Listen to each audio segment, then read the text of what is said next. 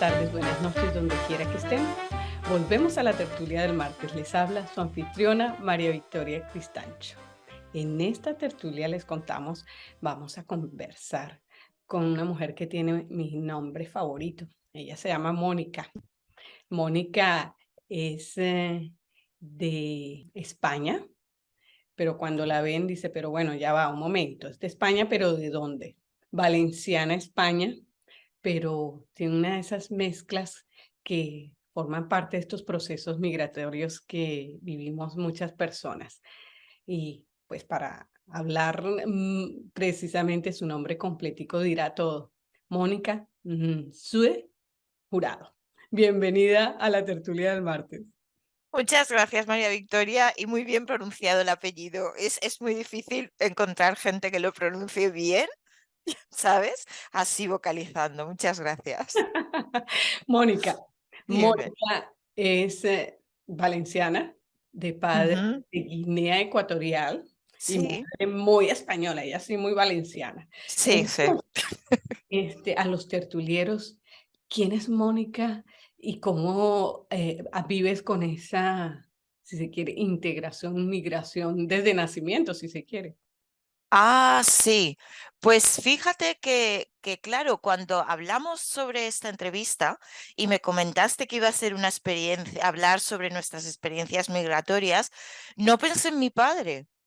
Porque lo tenía tan asumido, ¿sabes? Lo he tenido siempre tan asumido que soy como dos mitades, ¿sabes? Que no pensé, ahora que me lo estás diciendo tú, pues sí, la verdad es que lo llevo desde nacimiento, porque mi padre era de Guinea Ecuatorial y llegó a España para estudiar. En un momento donde la gente, claro, se lo podía permitir, la inmigración no era como creo, no tan difícil como ahora, ¿sabes? Mi padre no tuvo dificultades en el sentido que no tuvo travesías como las que ahora veo muchas veces en las noticias. Era totalmente, bueno, él venía de una situación privilegiada entonces en su país y fue a estudiar a España y bueno, allí conoció a mi madre y ya se quedó allí y nunca más volvió. Pero bueno, yo siempre pensaba en la experiencia migratoria mía ahora que llevo casi 12 años en Inglaterra. Bueno, podemos hablar un poquito de todo, Bueno, pues es ¿sabes? que es estas vidas, para empezar, a estas alturas, ¿quién es Mónica? Yo trabajo en una sociedad que se llama Macula Society. Es una sociedad en la que nos dedicamos, una ONG o una charity, como dicen aquí. Todavía no me acostumbro al término charity, me gusta mucho más lo de ONG.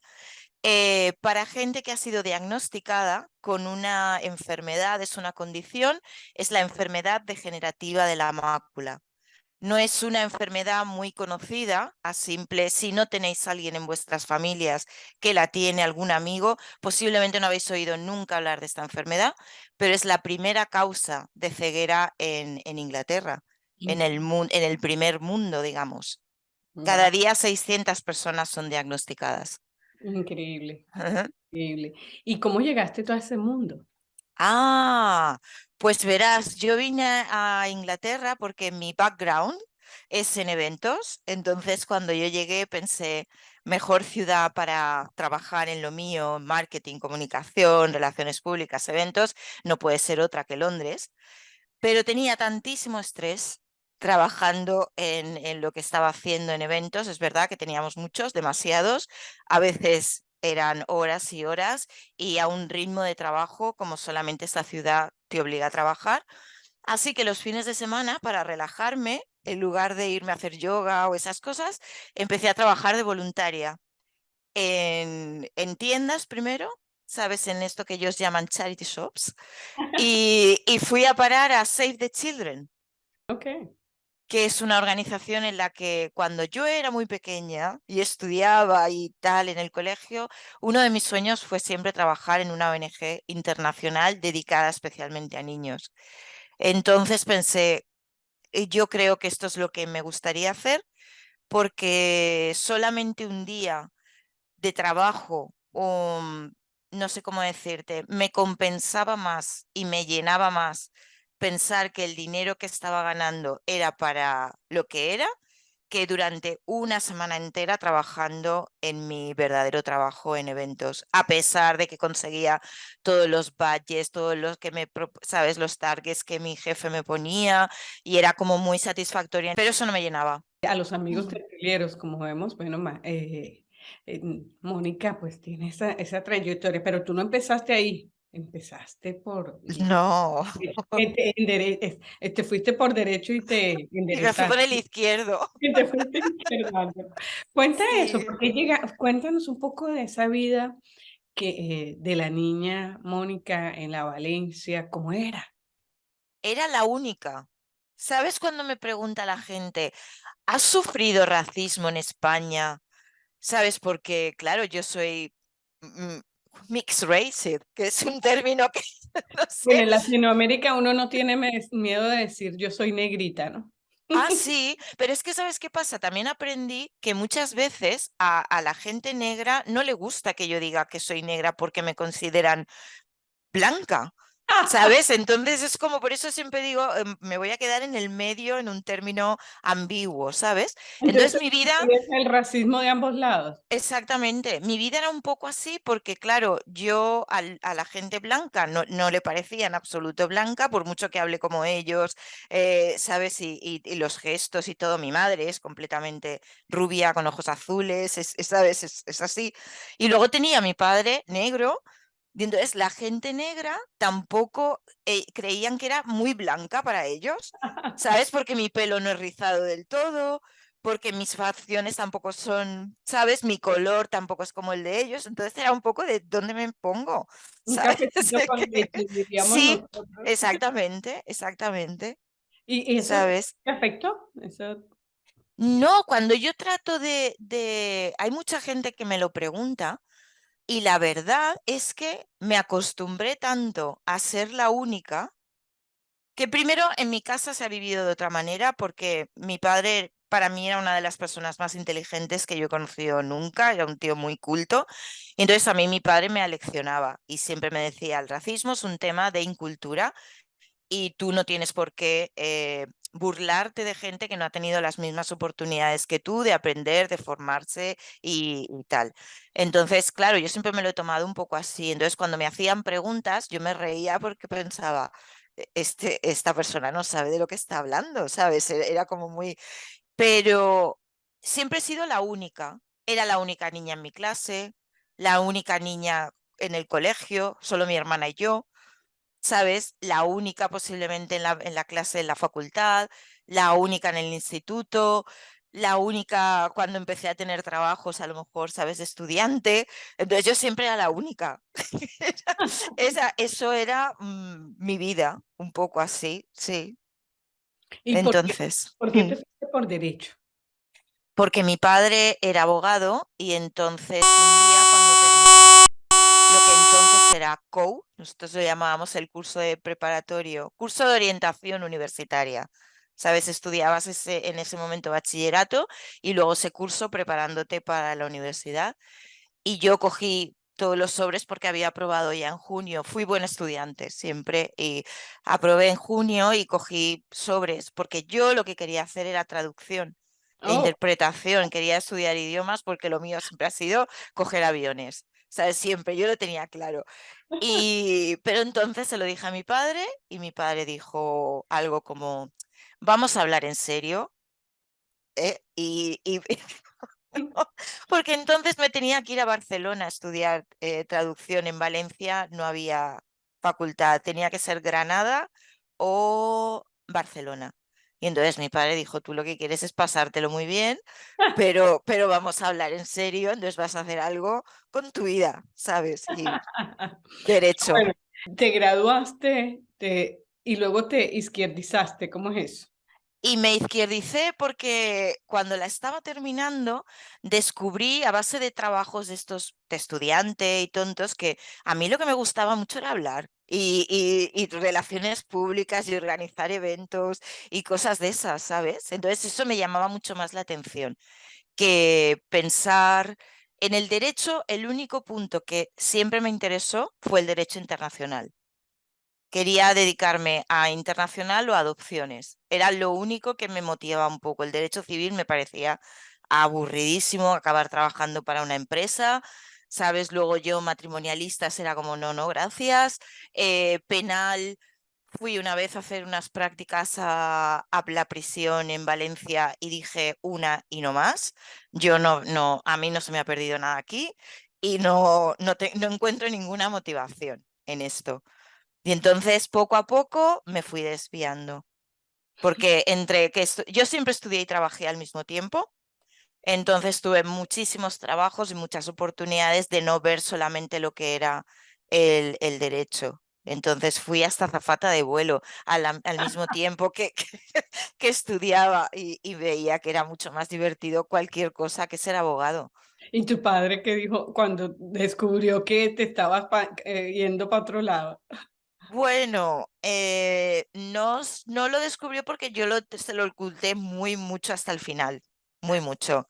Entonces, cuando ya él vio que a última hora, unas amigas y yo, por cierto, una colombiana, Patricia Correa, y dos más, fundamos una ONG en Valencia para nos dedicábamos a mujeres que habían sufrido violencia doméstica.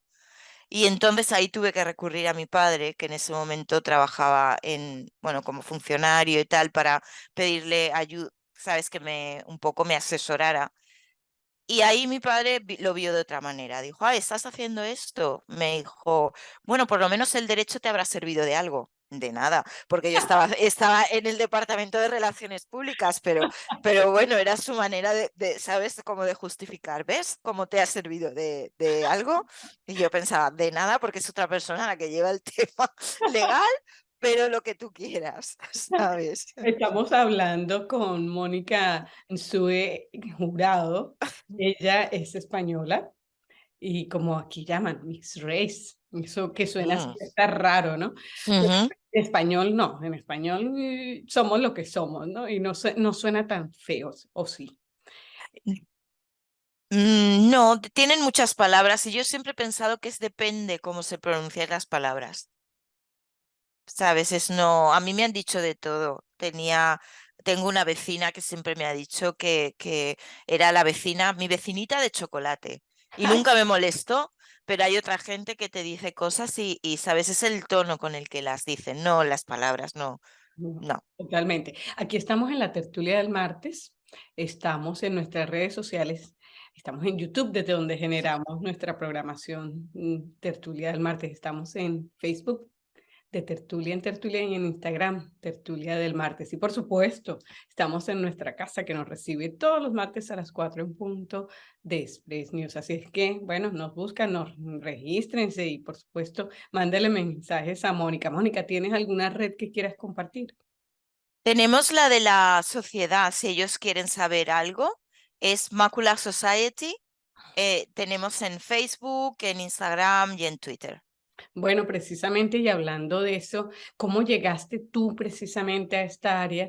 Y sobre todo porque mácula, que para empezar, ¿qué es? ¿Con qué ¿Qué se es? come? ¿Qué es? La mácula es un órgano minúsculo que tenemos detrás de la retina. ¿Sabes? En la parte detrás del ojo. Te mide como unos 5 milímetros, pero exactamente, imagínate, es, Súper chiquititico. sí, pero es el responsable de nuestra visión central. Entonces, si algo le ocurre a la mácula, lo que nos pasa es que empezamos a perder la visión central del ojo y solo conservamos la visión lateral. Ya. ¿Y Ent- cómo se sabe o sea, porque obviamente pasa muy desapercibido, ¿no? Ese problema. bueno, empiezas a notar cosas extrañas en tu visión central. De lo que se queja la mayoría de gente es que empiezan a ver como puntos negros en el medio de la visión. Sabes, las esquinas cuando están en casa, imagínate, nosotros casi todos tenemos una pared blanca que luego tienes algunas esquinas, pues eso desaparece, los colores se diluyen. Y otra de las cosas que notan es que la luz sobre todo blanca, e incluso la luz natural, les hiere. No es que sabes, que molesta, pero molesta en el sentido de que te hace daño, Wow. ¿sabes? Porque la mácula filtra los rayos, ¿sabes? Entonces los convierte en las imágenes que tenemos y una vez está deteriorada no los filtra de la misma manera, entonces el sol, por ejemplo, les afecta muchísimo más, Wow. ¿Y, ¿sabes? y Mm. cómo llegaste a a la sociedad? A la sociedad llegué porque empecé trabajando en otra ONG completamente distinta para niños, Save the Children, y de allí pasé casualmente, porque casi todo en mi vida ha sido casual, no lo buscaba, empecé a trabajar en otra ONG que estaba en un proceso de cambio, que se convirtió en una fundación, ahora se llama Vision Foundation. Ok, Entonces ahí fue cuando descubrí el mundo de los impedidos visuales, ¿sabes? De los problemas de visión, que yo no es algo que yo controlara, pero sí que es algo que a nivel de sensibilidad, que te despierta sensibilidad, para mí una de las peores cosas hubiera sido, por ejemplo, perder la visión. Cuando pienso en, sabes, en algo malo, siempre he sido como muy sensible al tema de, me encanta el arte, sabes, en los espectáculos. Entonces yo pensaba, si yo no pudiera ver esto, tú imagínate, o los bosques, o los colores, o no lo sé. Creo que sería muy duro vivir así. Y empecé a trabajar con esta organización y a estudiar un montón acerca de diferencias que había entre, por ejemplo, te podría decir que digamos, el 85% de otras special needs que la gente puede tener, en un 85% la gente se incorpora al mercado laboral de una manera casi normal. Vamos a decir normal. Sin embargo, cuando hablamos de problemas visuales, solamente un 13%. increíble. Entonces, hay mucho trabajo por hacer, especialmente en una ciudad como Londres, porque los mayores, a ver, es un privilegio ver, yo ahora lo veo así, es un absoluto privilegio, porque no tienes que pensar en coger el tren, ni en coger el autobús, ni en ir a comprar y no ver lo que estás comprando, en moverte por la calle cuando hay bicicletas, scooters, gente, ¿sabes? No pensamos en todas esas cosas hasta que lo vives. Yo lo vivo de una manera con ellos, cercana, y claro, te cambia totalmente la visión. Y Te... Mm. increíble. Y ustedes tienen, supongo, esa experiencia de que la gente que sí ve, entender, cómo entender ese mundo. Vamos a, también te voy a decir una cosa. Yo empecé trabajando en el departamento de servicios, porque básicamente esta es una ONG como casi todas las demás. A mí me gusta explicarlo un poco para que la gente, como se lo explico a mis amigos, para que lo entiendan. Normalmente una ONG tiene un proyecto, ¿vale? O una dedicación a lo que se hace y siempre hay dos partes. Hay una parte que es la parte gana el dinero, vamos a decirlo así, fundraising, y luego hay otra parte que son los que se gastan el dinero, que puede ser proyectos cuando son internacionales o en servicios cuando son nacionales. Yo empecé trabajando en servicios, que eran los que se gastan el dinero, vamos a decirlo. Y como para cada uno tiene una habilidad en esta vida, ¿sabes? Yo lo pasaba mal en servicios porque estaba muy en contacto con voluntarios y con gente que había sido diagnosticada. Muy importante. Entonces, hay gente que lo lleva mucho mejor y hay otra gente que lo lleva regular. Entonces, yo ahora estoy en el lado de los que ganamos el dinero para que otros se lo gasten y ahí estoy encantada Mejor, esa porque, es la mejor parte. bueno, es más estresante. Así. Pero a mí me da la oportunidad de hablar con mucha gente, de explicarles a mucha gente lo que hacemos, de por qué lo hacemos, cómo lo hacemos, de dónde va el dinero que ellos nos dan.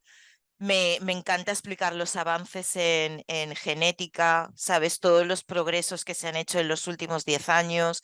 Entonces, hablar con niños pequeños y explicarles eso es lo que le pasa a tu abuelito o a tu abuelita, o esto es lo que le pasa a tu tío, o así le puedes ayudar o así no.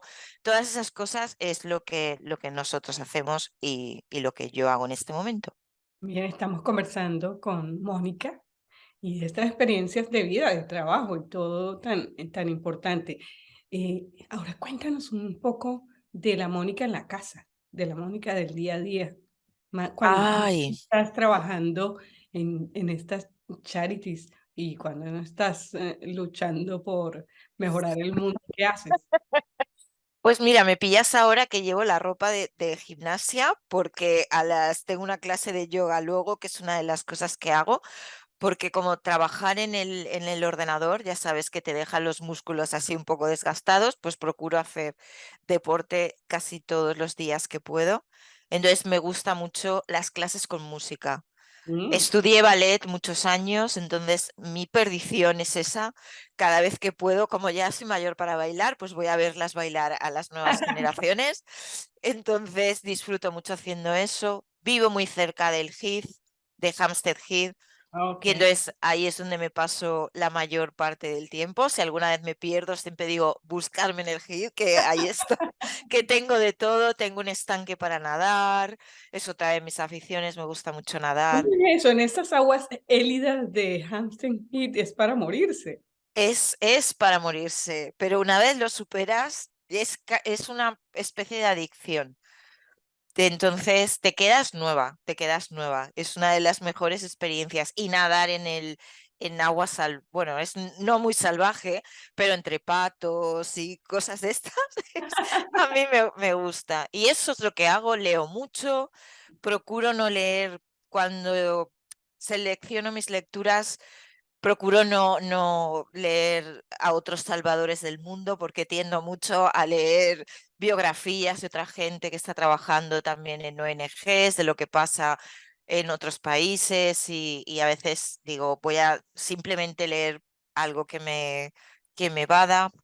Me gusta mucho ir al cine, em, me gusta mucho la ropa, pero solo compro en charity shops. Ah, Solo hago comercio sostenible, no me gasto dinero en marcas ni cosas de esas, me lo paso bomba buscando bargains, como ellos dicen.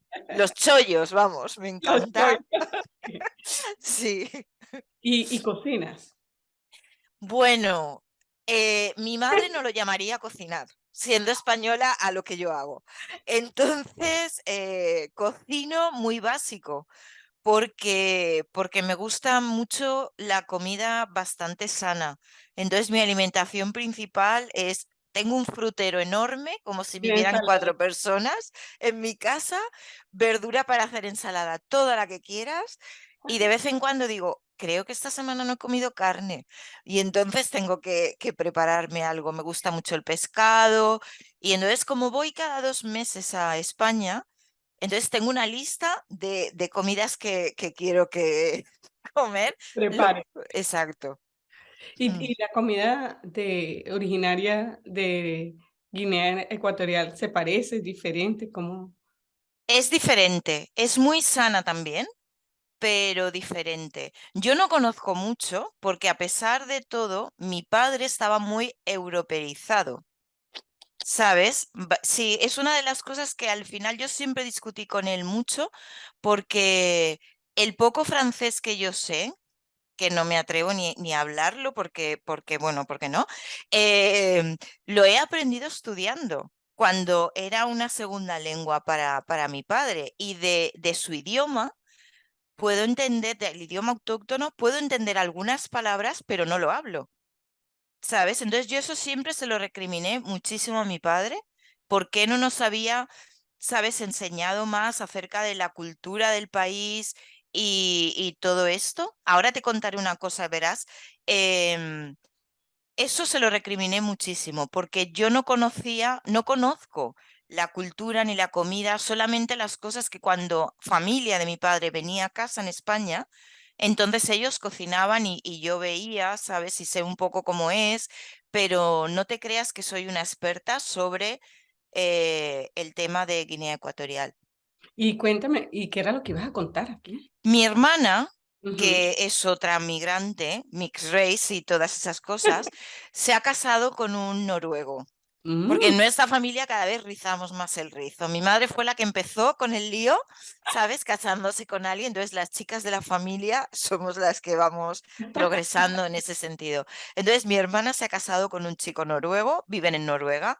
Entonces esa es otra experiencia migratoria bastante interesante porque Noruega no tiene nada que ver con cualquier otro sitio, ¿sabes? Nada. Ni el idioma, ni la comida, ni el tiempo, nada. Y tienen 2 hijos. Entonces, como mi hermana ha vivido la parte que te cuento sobre el desconocimiento, mis sobrinos hablan español y noruego perfectamente, conocen perfectamente la cultura española, la cultura, la comida, el idioma, las películas, vienen a España bastante a menudo, van a España bastante a menudo porque mi hermana quiere que no pierdan la esencia de los 2 sitios. Y es muy gracioso oírles a mis sobrinos 8 y 10 años hablar diciendo, tía, yo creo que a la hora de las comidas me gusta más ser español, pero a la hora de dormir me gusta más ser noruego porque sabes que pueden el sentido de puedo elegir porque soy las 2 cosas, Claro, ¿sabes? claro. Bueno, y ya, bueno, cerrando aquí la tertulia con Mónica, muéstranos tu tacita. Mi taza, mi taza es una taza gigantesca que Ajá. todo el mundo se ríe de mi taza del tamaño, que es como una pint. Yo siempre digo, yo no bebo alcohol, pero bebo pints todos los días, porque no lo sé por qué me acostumbré, creo que a beber té, porque como siempre tengo frío en esta maravillosa isla, siempre normalmente tengo frío, entonces me acostumbré a beber té aquí, no porque me gustara especialmente, sino por el frío que pasaba en las oficinas y todo. Entonces siempre tenía, ¿sabes?, tazas grandes, porque así me da calor por más rato. Las cojo, ¿sabes? Como si fueran osos de peluche, siempre la tengo así, la taza con las 2 manos, ¿ves? Me las calienta. Sí, y siempre tazas grandes. Bueno, y ya para cerrar, mensajes. Mensajes, me gustaría invitar a todo el mundo que vive en Londres, Spanish speakers, hablantes españoles, que tenemos la primera charla. Estoy muy contenta porque tenemos la primera charla que la Casa Latina me ofrece el espacio para dar una charla informativa sobre la enfermedad de la degeneración de la mácula. Será el próximo jueves a las 6 de la tarde allí.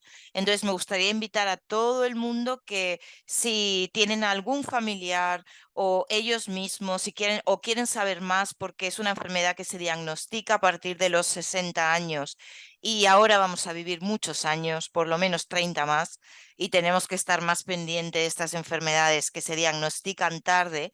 Solamente como prevención, como información, estáis todos invitadísimos a venir. Bueno, a la Casa Latinoamericana, jueves 6 de la tarde. A las 6 de la tarde el jueves, sí. Así es que bueno, ahí nos veremos. Sí. Mm. Bueno, y nosotros nos vemos la próxima semana en otra tertulia.